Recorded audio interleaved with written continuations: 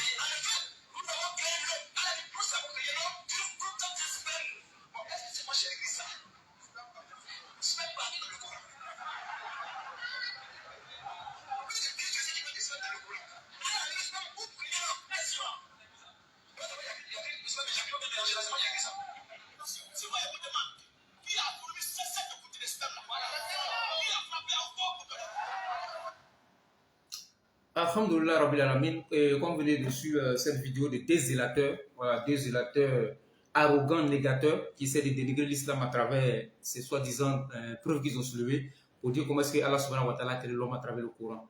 Mais nous disons toujours, ce sont des ignorants, voilà, sur le plan spirituel et sur le plan scripteur, ce sont des ignorants, ou bien ce sont des malhonnêtes en tout cas. Voilà, nous sommes à l'émission Éclairage. Et notre devoir, c'est d'éclairer la lanterne de tout un chacun et de tous ceux qui ne savent pas. Parce que Allah subhanahu wa ta'ala dans le Coran, Muhammad nous t'a envoyé en tant qu'annonciateur avec ce pour toute l'humanité, mais la plupart des gens ne savent pas. Et si ce Coran provient d'un autre que Allah subhanahu wa ta'ala, vous y trouverez même contradiction.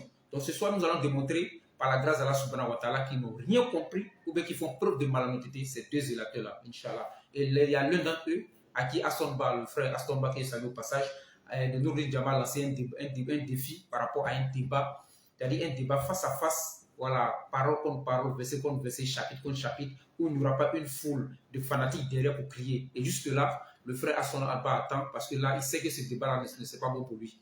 Donc, il est en train de fuir le débat.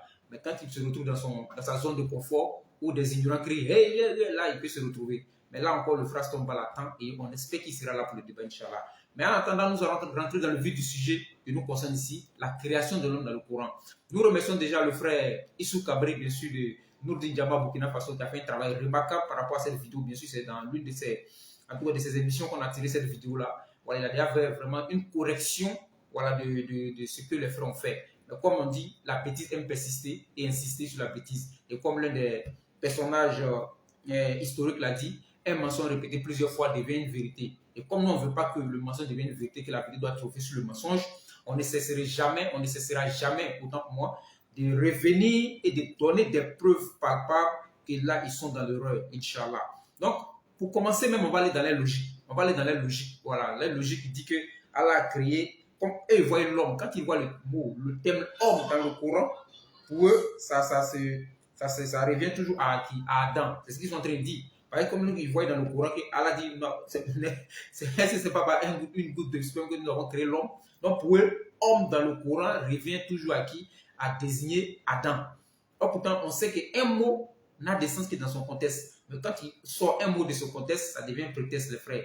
Donc c'est ce qu'ils ont fait. Mais on va aller rapidement dans la logique. Hein. On ne va pas sortir de la logique. La logique que Adam, quand on parle de l'homme dans le Coran, ça désigne Adam. On va aller dans la logique. Coran chapitre 29. Le verset 8, on va voir ce qui en est exactement. On va dans la logique. Tout ce qui est homme dans le Coran désigne qui? Adam, c'est ce qu'ils disent. On écoute Sourate 29, le verset 8. Sourate 29, verset 8. Regardez ce qui est dit dans Sourate 29, verset 8. Allah subhanahu wa ta'ala dit, et nous avons enjoint à l'homme de bien traiter ses pères et mères. Si ceux-ci te forcent à m'associer, ce dont tu n'as aucun savoir, alors ne les obéis pas. Vers moi et votre retour, alors je vous informerai de ce que vous faites. Ici, Allah donne l'injonction à l'homme de faire quoi? Nous avons enjoint à l'homme de bien se traiter ses deux parents, ses pères et mères. Ici, donc Adam avait père et mère. Donc on va dans la logique. Donc ici, il s'agit d'Adam. Donc étant donné qu'il s'agit d'Adam, c'est qu'il y a des créations qui ont existé, des créations humaines bien sûr qui existaient avant Adam, parce que Allah dit nous avons enjoint à l'homme de faire quoi? D'obéir à son père et à sa mère. Vous voyez? Donc dans la logique, mais ça ne tient pas.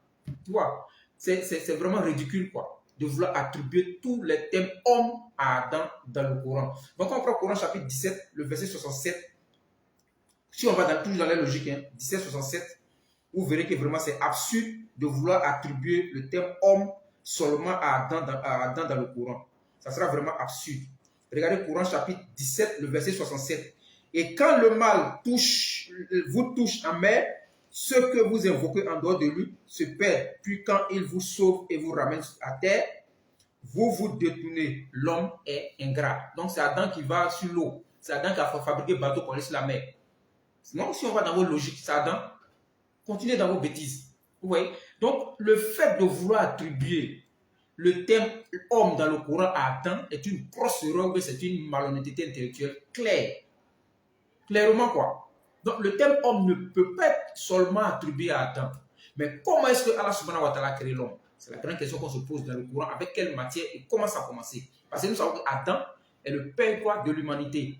Donc dans la logique de vouloir attribuer le thème homme seulement à Adam est une erreur grave que les parents ont commis. Donc on va essayer de maintenant corriger maintenant voilà, ce qu'ils ont soulevé par rapport à ça, Inch'Allah. Donc, les versets dans le Coran, le thème homme, bien sûr, désigne Adam, le père de l'humanité, et le thème homme désigne Adam, bien sûr, dans le Coran. Le thème homme désigne aussi l'humanité, c'est-à-dire la descendance d'Adam. Donc, les deux thèmes sont étudiés. Le thème homme est étudié sur la descendance d'Adam et sur Adam lui-même. Donc, il ne faut pas confondre les choses. Il ne faudrait pas aller sortir des versets clairs où on parle de la procréation pour dire que c'est par là que la création a commencé. Ça, c'est une erreur grave. Donc, nous allons essayer de corriger, éclairer la lanterne de ces frères-là et à travers eux, de leurs suiveurs ou bien de ceux qui portent foi en ce qu'ils disent. Donc, nous allons maintenant voir les versets clairs ou qui font allusion à la création d'Adam. les versets où le terme homme est utilisé sur Adam et qui fait allusion, les versets autant pour moi qui font allusion à la création d'Adam. Parce que la création d'Adam est différente de la création de qui?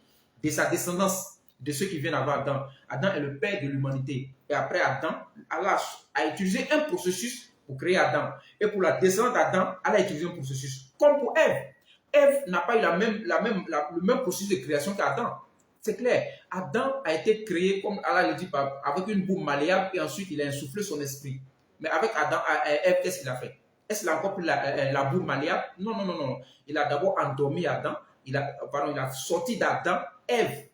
Clairement, comme le dit votre Bible d'ailleurs, qui dit que l'Éternel a fait dormir Adam et il a tiré d'Adam, de la corde d'Adam qui? Ève.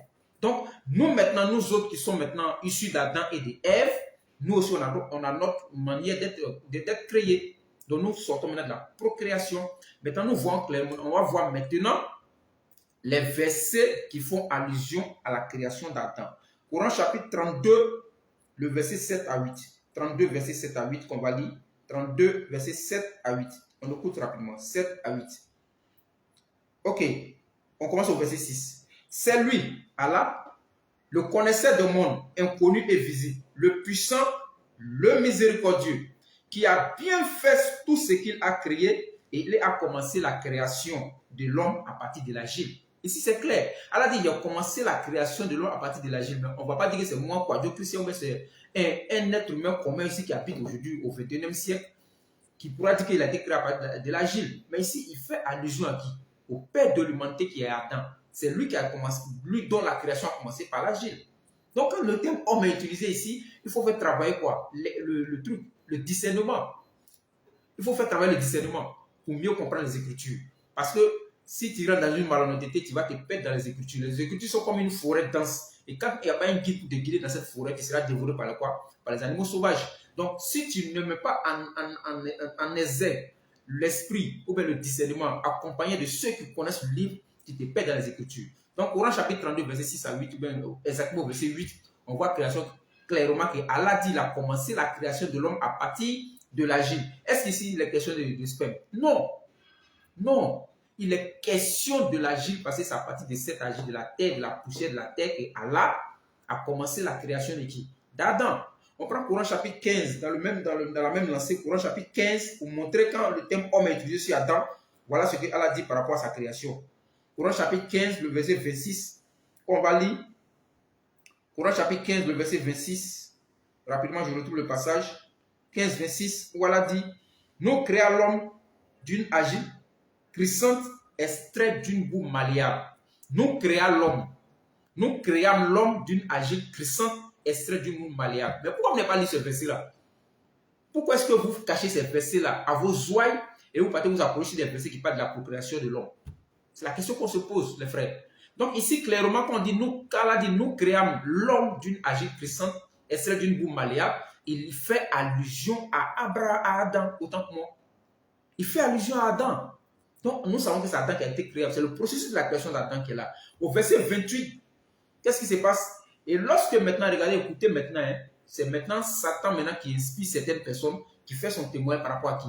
À la création d'Adam dans le Coran. Regardez ce qu'il dit. Et lorsque ton Seigneur dit aux anges, je vais créer un homme d'agile crissante, d'abord c'est l'Éternel même maintenant qui donne l'information maintenant aux anges et bien sûr à tous ceux qui étaient présents ce jour-là, y compris Satan. Regardez l'information qu'il donne.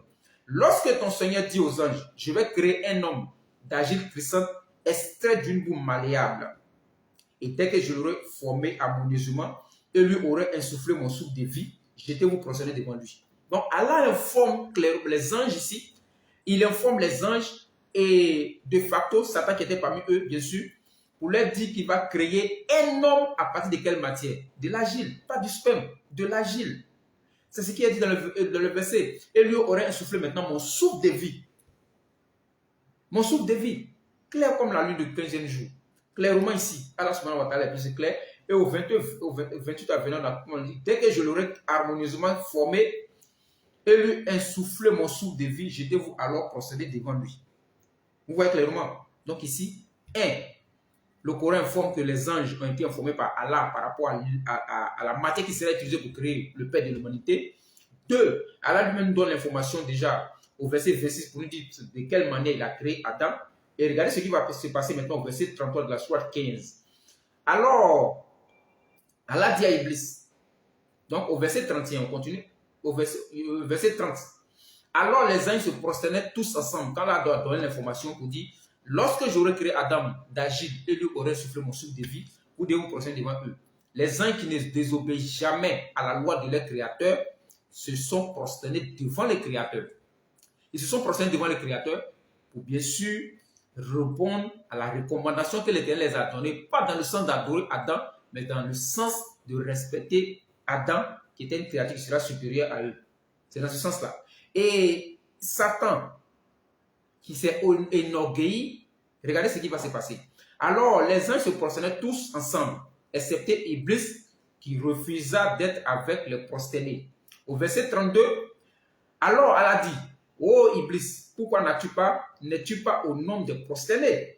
Au verset 33 de la sourate 15, il dit, je ne peux me prosterner devant un homme que tu as créé d'agir, crissante, extrait d'une boue malléable. Ça, c'est Satan qui les trompe là. Devant l'Éternel, pour s'accuser lui-même, il dit clairement que lui ne peut pas se propasser. Il trouve que la boue est inférieure à la matière qu'il a créée, lui, Satan. Parce que dans le Coran, chapitre 12, verset 50, nous savons que Shaitan est un djinn et les djinns ont été créés de feu et non de boue. Donc, il voit Adam comme inférieur à lui, par rapport à lui, à la matière qu'il a créée. Donc, il dit à Allah, mais tu as créé Adam, l'homme Adam, avec l'agir devant nous tous ici. Moi, je ne peux pas me procéder devant lui. Donc, 1, Allah nous donne l'information. 2, il informe les anges. 3, il informe Satan même au courant que c'est avec ça qu'Adam a été créé. Pas le sperme, mais avec quoi? L'agir puissante qu'Adam a été créé. Donc, clairement, dans ces versets-là, nous voyons que la création d'Adam est plus que claire dans le courant.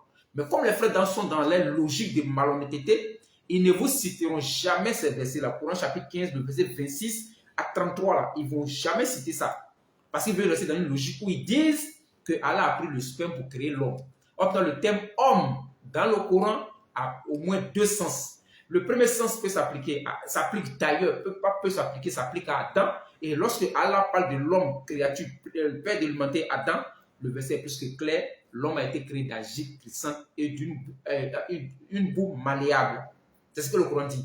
Maintenant, nous allons voir maintenant la descendance d'Adam, comment ils ont été créés. Et comment est-ce que Allah les a créés. Comment est-ce que Allah, le terme homme fait allusion maintenant à la descendance d'Adam dans le Coran.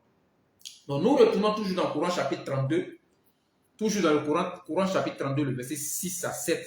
Nous allons voir rapidement ce qui va se passer. Parce que ici, regardez ce qui va se passer rapidement par rapport à la création maintenant de la descendance d'Adam. Donc on prend Coran chapitre 32 à partir du verset 7 à 8. Je commence au verset 6 pour qu'on puisse bien comprendre comme tout à l'heure. C'est lui, Allah, le connaisseur des mondes, inconnu et visible.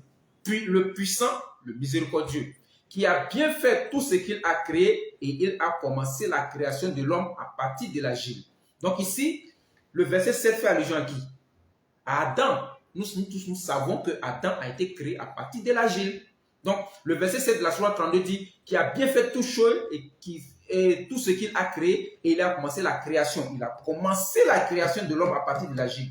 Au verset 8, puis, ça veut dire ensuite, après la création d'Adam maintenant, mais comment est-ce qu'Adam va avoir sa descendance maintenant? Par quel processus Adam aura-t-il sa descendance? Puis il tira sa descendance d'une goutte vile, le sperme. Une goutte vile, c'est-à-dire une goutte qui n'a pas de valeur, qui est le sperme. Donc, Coran chapitre 32, verset 7 à 8 résout le problème de ceux qui se posent la question de savoir, Allah a créé l'homme comment? Allah a déjà tout éclairé dans le Coran. Il a dit dans le Coran chapitre 32, verset 7, Adam a voulu, c'est clair. C'est Agile, on a pris pour créer Adam. Maintenant, sa descendance au verset 8 de la sourate 32, il est clair pour dire non.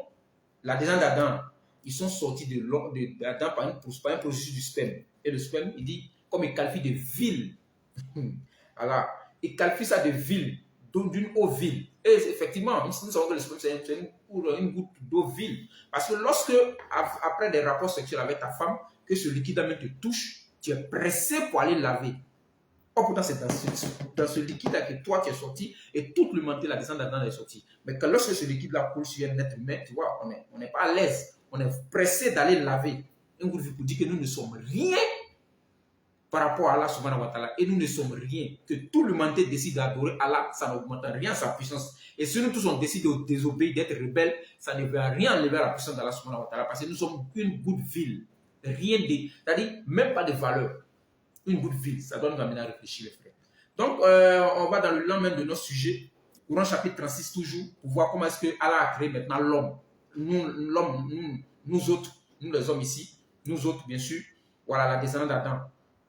Coran chapitre 36, le verset 77. On va voir ça rapidement. 36, 77. Pour voir, pour continuer dans la suite logique de ce que nous sommes en train de dire par rapport à la création de la descendance d'Adam. Nous, Adam a été créé de boue, d'agile, comme de poussière, comme on le dit, d'agile, malléable.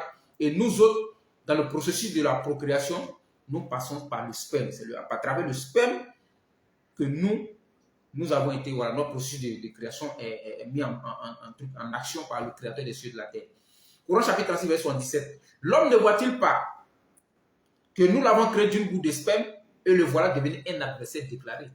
Alors, ici, il parle de la descendance d'Adam, pas d'Adam lui-même. Adam, c'est plus que clair. Coran chapitre 15, le verset 26, 29 jusqu'à 33. Coran chapitre 15, verset 26 à 33. Coran chapitre 32, verset 7. Allah met l'accent sur la matière qui a créé Adam. Bien sûr qu'il utilise le thème homme. Et le thème homme dans le Coran peut faire allusion à Adam et à sa descendance. Et lorsque tu lis le Coran, quand il s'agit d'Adam, c'est clair. Allah parle toujours de quoi? D'agile, de boue malléable pour la création d'Adam. Maintenant, quand tu vois le thème homme, maintenant, on parle du thème sperme, donc tu dois forcément comprendre, évidemment comprendre que là, il s'agit de la descendance d'Adam. Donc, Coran chapitre 36, le verset 77, l'homme ne voit-il pas, la descendance d'Adam bien sûr, ne voit-il pas que nous l'avons créé d'une goutte de sperme et le voilà devenu un adversaire déclaré? Clairement. Coran chapitre 75, le verset 36 à 40. Toujours dans la logique de la création, de voir comment est-ce que Allah subhanahu wa ta'ala a créé la descendance d'Adam. Coran chapitre 75, rapidement 75. Coran chapitre 75, à partir du verset 36 jusqu'à 40. On va voir, on continue dans la logique de la création de l'homme, bien sûr. L'homme, Coran chapitre 75, verset 36 jusqu'à 40.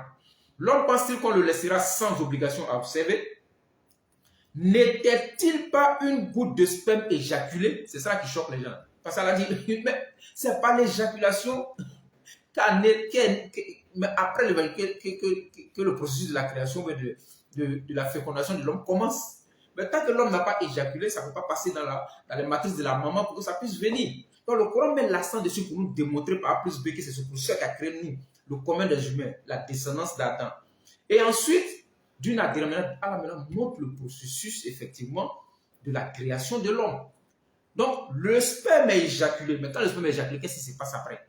Ensuite, une adhérence puis la créer et former harmonieusement. Puis en a fait alors les deux éléments de couple, le mâle et la femelle. Le mâle et la femelle, celui-là, Allah n'est-il pas capable de faire revivre les morts? C'est un défi même ici qui est lancé à ceux qui ne croient pas à la résurrection des morts. Pour démontrer ici que Allah subhanahu wa ta'ala dit, c'est pas le sperme éjaculé. Après le sperme éjaculé, ça passe à une autre étape. L'étape de l'embryon, l'étape de plusieurs étapes. Nous y revenons. On va préparer un sujet par rapport à ça, Inch'Allah. Donc, clairement, ici, nous voyons clairement que la descendance d'Adam, le processus de la création d'Adam est différent du processus de la création de la descendance d'Adam dans le Coran. Mais c'est toujours le terme homme qui est utilisé. Et comme nous sommes dans les Écritures, il faille utiliser la matière grise que Allah nous a donnée pour pouvoir comprendre. Et aussi lire, ou bien d'écouter, ou bien d'être enseigné par nos érudits, par nos stars, par nos imams, par nos hafiz Coran, par ceux-là qui ont la science du Coran, c'est eux maintenant qui pourront nous diriger, nous orienter pour la meilleure compréhension de ce grand livre qui est le Coran. Donc, vous voyez déjà, on a trouvé Coran chapitre 15, verset 26 à 33, le processus de la création d'Adam. Coran chapitre 32, verset 7, on a vu le processus de la création d'Adam. Et dans Coran chapitre 32, verset 7 à 8, effectivement aussi, on voit le processus de la création de la descendance d'Adam. Et dans Coran chapitre 75, verset 36 à 40, on a vu clairement le processus de la création de la descendance d'Adam. Donc, dans le Coran, lorsque tu vois, Allah dit, j'ai pris le sperme pour créer l'homme, il ne faut pas faire allusion à Adam, ou bien la première création de l'humanité. Non, ce n'est pas le père de l'humanité. Donc, il est question de la descendance d'Adam lorsqu'on parle de sperme. Et tout le monde aujourd'hui est unanime. Tout le monde sait, même sans faire une étude, approfondie, on sait que ça parlait du sperme que l'homme, c'est-à-dire l'homme vient au monde. Si on veut parler maintenant terre à terre. Donc, le processus de la procréation, le sperme joue un rôle majeur. C'est ce que le Coran met en exergue. Ça n'a rien à voir avec Adam ou bien la création d'Adam. Ça, c'est de faire fausse route. Maintenant, le troisième volet qu'on va évoquer maintenant, c'est le processus de la création de l'homme depuis Adam. Le Coran n'a rien laissé. C'est-à-dire, tous les détails de la création de l'homme ont été mis dans le Coran. Tous les détails. Et ce détail a été mis pour défier maintenant les scientifiques qui sont venus, qui viennent et qui viendront, qui ne trouveront aucune contradiction par rapport au processus de la création, de la procréation, le processus même de l'embryon dans le ventre de la mère.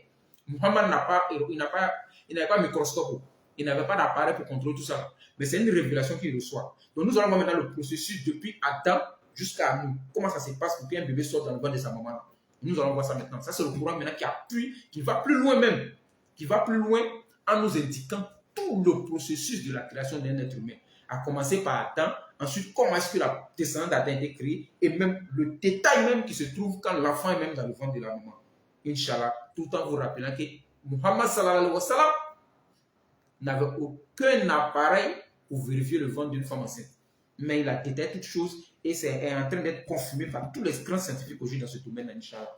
Donc nous allons voir Coran chapitre 22 à partir du verset 5 et Sourate 23 verset 12 à 14. Donc Coran chapitre 22, vous allez voir le processus de la création de l'homme depuis Adam jusqu'à sa descendance.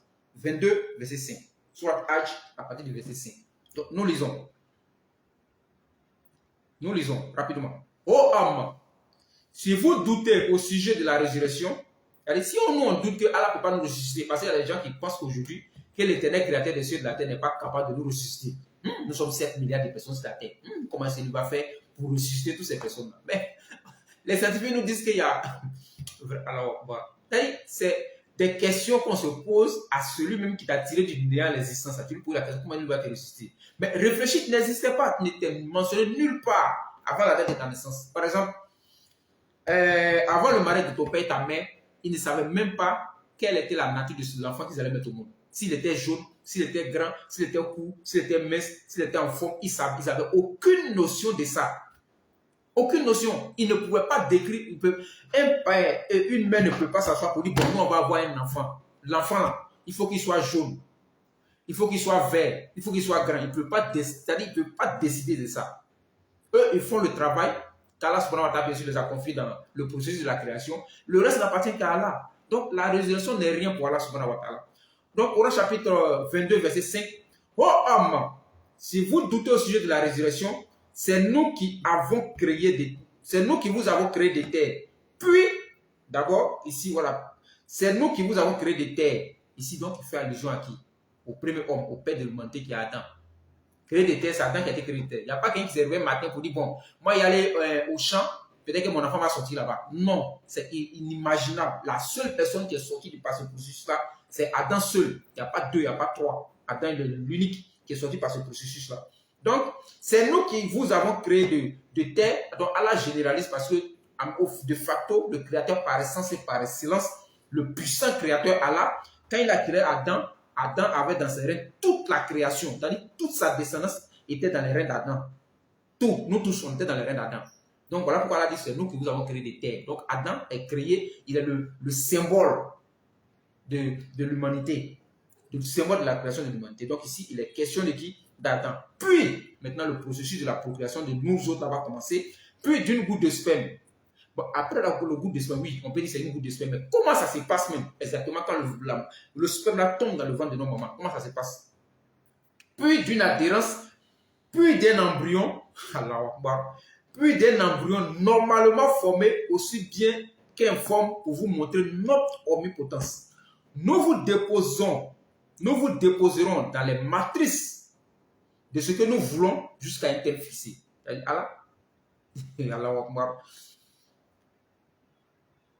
Puis, nous vous en sortons à l'état de bébé pour qu'ensuite vous atteigniez votre maturité. Il en est parmi vous qui meurent jeunes, tandis que d'autres parviennent au plus vil de l'âge, si bien qu'ils ne savent plus rien de ce qu'ils connaissaient auparavant. De même, tu vois la tête desséchée dès que nous y faisons descendre de l'eau, elle remue, se gonfle et fait pousser toutes sortes de splendeurs de coupes végétaux. Clairement, dans ce verset-là, Allah subhanahu wa ta'ala montre le processus de la création. Commençant par qui? Par Adam. Nous avons créé des terres. Il fait allusion à qui? Au Père de l'humanité. Ensuite, maintenant, notre processus, maintenant, il explique par quoi? Par le sperme. Ensuite, on passe dans l'état de l'embryon, etc. On devient à l'état de bébé, etc. Jusqu'à ce qu'on soit dans le ventre de notre maman. Ça, c'est notre création, la création de l'homme avec grand H, a commencé par notre père Adam. Courant chapitre 22, le verset 5. Maintenant, on va aller plus loin dans Sourate 23, à partir du verset 12. Donc, les deux sourates se suivent, Sourate Hajj et Sourate Mouminin. C'est les deux sourates 22 et 23 qui se suivent. Donc, à partir du verset 12 de la Sourate 23, qu'est-ce que Allah subhanahu wa ta'ala dit? Il dit, nous avons certes créé l'homme d'un extrait d'argile. Ici encore, on dit que non, ils ne lisent pas ça. Mais quand on dit l'homme a été créé du sperme, ils vont s'accrocher dessus. Mais ici, Allah dit, nous avons certes créé l'homme d'un extrait d'argile. Pourquoi vous ne lisez pas ces versets-là? Pourquoi? Parce que ce verset-là va en contradiction avec l'idée que vous voulez ressortir, bien la malhonnêteté que vous voulez faire sur le Coran. Donc ici, clairement, nous avons créé cet homme d'un extrait d'argile. Il est question de qui? De notre père Adam. Puis, nous en fîmes une goutte de sperme dans un reposoir solide. Ça, c'est nous autres là. C'est nous autres là. Au verset 13, donc. Puis nous en fîmes une goutte de sperme dans un reposoir solide. Ensuite, nous avons fait du sperme une adhérence. Et de l'adhérence, nous avons créé un embryon. Regardez le processus.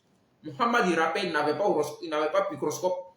Il n'avait aucun appareil pour voir dans le ventre d'une maman ou d'une femme. Pour savoir comment est-ce que le processus du développement du fœtus jusqu'à l'embryon se passe. Mais dès que le sperme rentre là, le fœtus, jusqu'à ce que ça devienne état embryonnaire, Muhammad a tout détaillé par la révélation qu'il a reçue.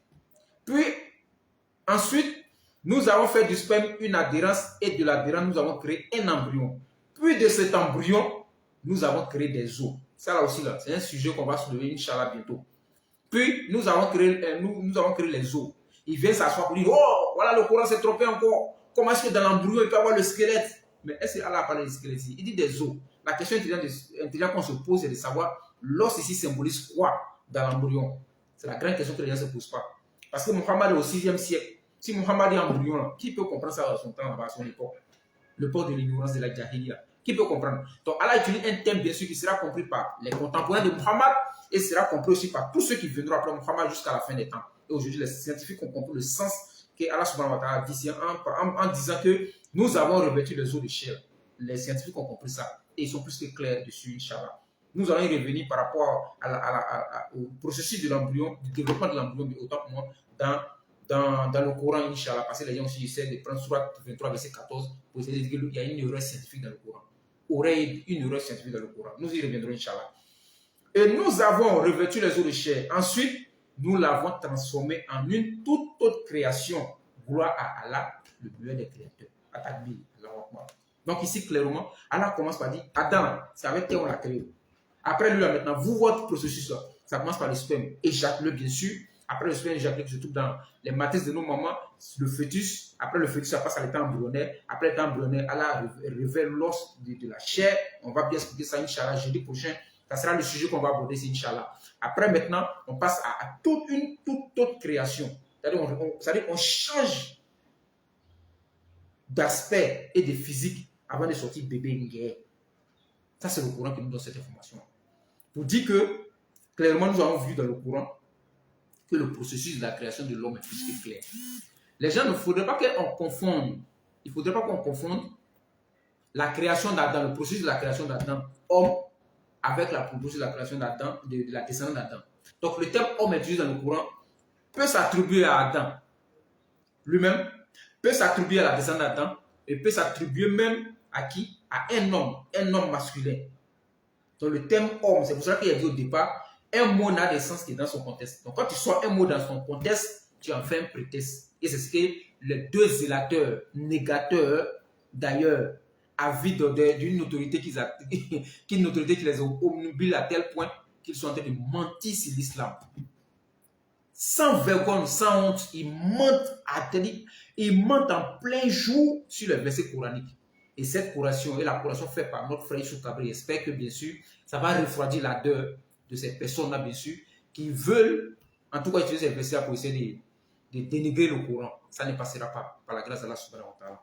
Donc, comme nous venons de le voir clairement, la création de l'homme dans le Coran est plus que claire. Adam, quand Allah parle du Coran, Allah parle de l'homme, création par l'agile, il fait allusion à Adam. Lorsque Allah aussi parle de l'homme, création avec le sperme, on fait allusion à qui? Aux êtres humains, à nous autres, la descendance d'Adam. Maintenant, ils se tournent ou bien, c'est-à-dire ils se confondent du fait que Allah subhanahu wa ta'ala parle du sperme dans le Coran. Mais je ne sais pas comment, quelqu'un crée sa chose, il nomme la chose, il y a des gens qui sont, c'est-à-dire qui se gênent, ils sont stupéfaits. C'est lui qui a créé sa chose. Allah a créé, mais il nomme sa chose, vous fâchez. Lorsqu'on lit votre livre là, quand il ne fait pas voir dans certaines choses dans vos livres. Dans les livres là, il y a des passages qu'on ne peut pas lire devant un enfant. Mais quand là, s'il parle du sperme là, il fait allusion à quoi? Non, sperme partout dans le Coran. Mais tiens, ton problème est où? C'est mon livre. Et le sperme, quand il est utilisé, ça fait toujours allusion à quoi? Au processus de la procréation de l'être humain, nous autres, la descendance d'Adam. C'est de ça qu'il est question. Mais Allah évoque ça. Mais en quoi, toi, ça te gêne que Allah parle du sperme dans le Coran? Comme il est dans le Coran, chapitre 2, verset 26, il dit, certes, Allah ne se gêne point de citer un exemple n'importe quoi. Même si c'est un moustique. Coran 2, verset 26. Mais Allah ne se gêne pas. C'est lui qui a créé sa chose. Donc, Surah 2, verset 26, certes, Allah, il répond.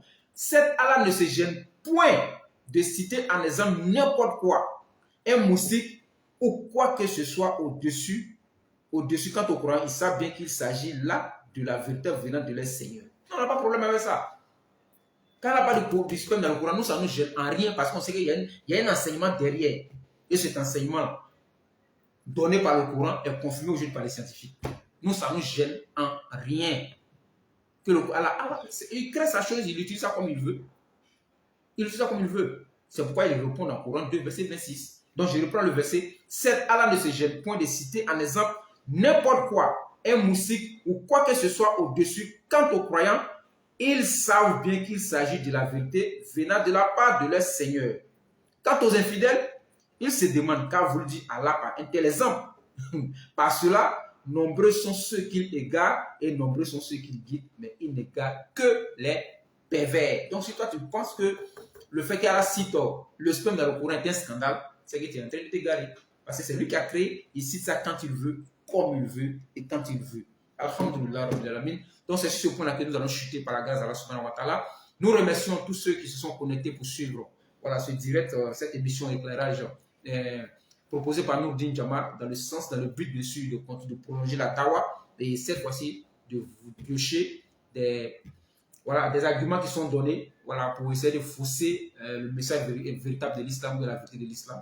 Donc cette émission a été mise en place pour ça et c'est à cause de ça qu'on a mis ça en place, Inch'Allah. Parce que dans les rappels, comme on le dit, nous n'aurons pas toujours l'occasion de répondre à tout lorsque nous sommes dans les rappels parce que le temps vraiment joue contre nous.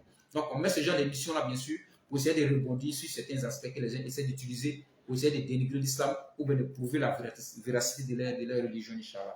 Donc, alhamdulillah, nous sommes déjà, comme je l'ai dit, à la fin de cette émission et nous remercions tous ceux qui se sont connectés par la grâce d'Allah. Qu'Allah subhanahu wa ta'ala bénisse tout et chacun depuis votre position, partout où vous êtes dans le monde entier. Voilà, qu'Allah vous bénisse, qu'il met la baraka dans tout ce que vous entreprenez toujours et qu'il met la baraka, la grâce qui fait descendre sa lumière sur vos familles, Inch'Allah, par la grâce d'Allah subhanahu wa ta'ala, qu'il nous bénisse tous et qu'il fasse que le paradis Jannat de Firdaus, alhamdulillah, soit notre dernière demeure auprès de qui? Du champion du Tawhid, Muhammad sallallahu alayhi wa sallam. Et nous allons lire ce dernier verset-là pour se séparer par la grâce d'Allah. Un verset donc, on va demander à nos frères de méditer dessus. Ils n'ont qu'à méditer sur ce verset-là, bien sûr, qui est un verset du Coran, qui vient pour répondre, bien sûr, bien pour amener les gens à la réflexion, bien sûr. Donc, ici, on ne va pas citer des noms, mais on va prendre, en fait, tous ceux qui dénigrent l'islam, tous ceux qui dénigrent le Coran, tous ceux qui dénigrent la révélation de Muhammad sallallahu alayhi wa sallam, la révélation qu'il a reçue à travers le Coran, bien sûr, la révélation qu'il reçoit, qui est le Coran, bien sûr. Donc, tous ceux qui essaient de dénigrer ça, je pense que c'est une peine perdue. Une peine perdue, mais il se force de vouloir éteindre la lumière. Mais cette lumière ne pourra jamais s'éteindre, quel que soit ce que vous allez faire. Alors, dit dans le Coran, chapitre 2, verset 17, il ressemble à quelqu'un qui a allumé. C'est-à-dire ceux qui essaient de dénigrer l'islam. Il ressemble à quelqu'un qui a allumé un feu. Et puis, quand le feu a illuminé tout alentour, Allah a fait disparaître leur lumière et les a abandonnés dans les ténèbres où ils ne voient plus rien. Sourds, muets, aveugles, ils ne peuvent donc revenir de leur égarement. Effectivement, c'est ce que nous avons vu avec ces deux électeurs-là.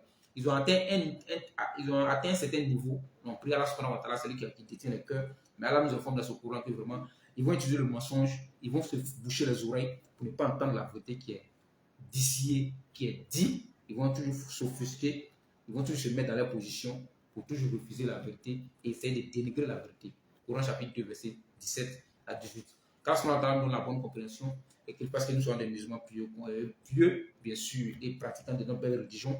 Et à tous les non-musulmans qui ont suivi ces directs, nous disons qu'Allah subhanahu wa ta'ala vraiment éclaire, allume la lumière de La ilaha illallah. Muhammad Rasulullah dans votre cœur pour que vous puissiez rejoindre le bateau de La ilaha illallah. Muhammad Rasulullah, le seul bateau aujourd'hui qui vogue vers la destinée qui est le salut de l'humanité, Inch'Allah. Tous les autres bateaux sont arrivés à destination. Tous les autres bateaux, voilà, toutes les autres bateaux. Mais les gens essaient de maintenir ça par rapport à des gains matériels. Et par rapport à quoi? À des gains matériels, des intérêts personnels. Sinon, sur le plan du salut, il n'y a pas un autre nom qui peut sauver, sinon Allah, et Allah qui a envoyé Muhammad sallallahu alayhi wa sallam. Donc, nous sommes à la fin de cette émission-là. Encore une fois, on remercie tous ceux qui étaient connectés sur la page de Lumière et tous ceux qui verront cette vidéo-là après, Inch'Allah, par la grâce d'Allah subhanahu wa ta'ala. Et on n'oublie pas, on reste connecté sur la page Lumière. Demain déjà, c'est déjà vendredi. Et Nourdine Jama sera au niveau d'Abobo, pardon, autant pour moi, au niveau d'Adjamé, voilà, Adjamé 220 logements à partir de 16h30 pour le rappel hebdomadaire au niveau d'Adjamé, Inch'Allah. Donc, on garde le contact sur ce.